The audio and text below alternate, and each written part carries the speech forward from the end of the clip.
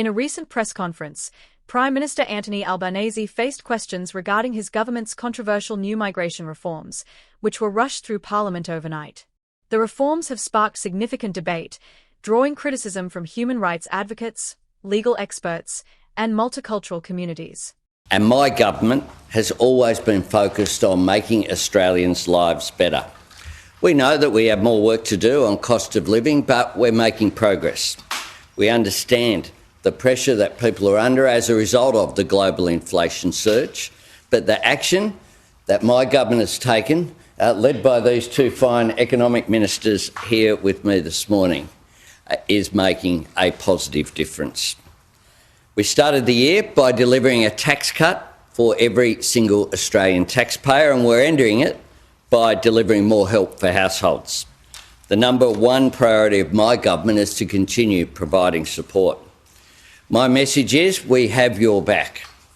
This week we continued to deliver our agenda, working hard to make Australians' lives better, holding supermarkets to account to get fairer prices at the checkout, 80,000 new homes for renters, helping 40,000 Australians to be able to buy a home, historic aged care reform to give Australians the dignity and respect that they deserve in their later years, fairer childcare fees for parents and fairer wages for childcare workers, tens of thousands of new jobs in manufacturing powered by clean energy through our Future Made in Australia plan, world-leading action to make sure social media companies meet their social responsibility. Social media is doing harm to our children.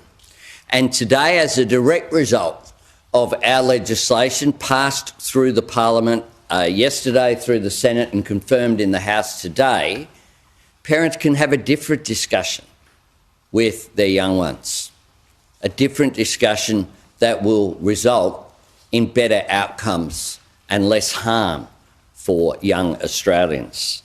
Platforms now have a social responsibility to ensure the safety of our kids is a priority for them. We're making sure that mums and dads can have that different conversation today and in future days. We've got your back is our message to Australian parents. The press conference, held on a Friday morning, initially focused on the swift passage of 31 bills. Albanese was eager to discuss these legislative victories, but his tone shifted when a reporter raised concerns about the new migration powers contained within the reforms. The reporter specifically asked about the government's plans to implement a third country reception arrangement for non-citizens and whether these deals would only be made with countries that are signatories of the Refugee Convention. This would involve sending deported individuals to third countries, potentially for financial compensation. In response, the Prime Minister offered a brief and somewhat evasive answer: "We'll implement our legislation." When the reporter pressed for further details, Albanese shut him down, stating, "You get one question." The migration reforms themselves have drawn significant scrutiny.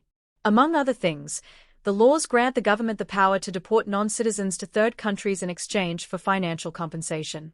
These deportees would not have any guarantee that they would not face harm in the receiving country, and the government would be legally immune from any potential repercussions if harm were to occur. This has raised serious concerns about the potential for deportations to countries where individuals could face persecution or dangerous conditions, without any legal recourse for the deported individuals. The new laws have been widely criticized by lawyers, human rights organizations, and advocates for multicultural communities.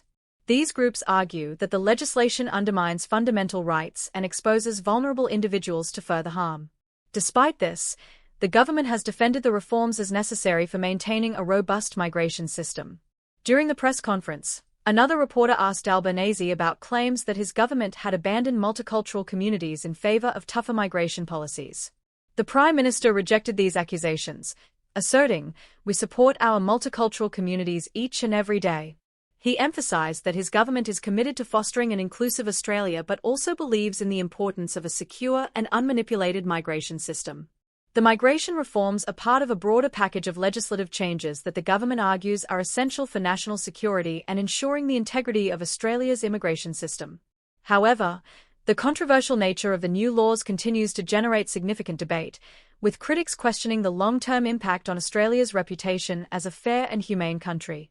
As the debate surrounding the migration reforms continues, it remains to be seen how the government will navigate the growing concerns from legal, human rights, and multicultural groups. Thank you for watching Aussie Pulse. Don't forget to like, share, and subscribe to our channel for more in-depth updates on Australian news. See you in the next video.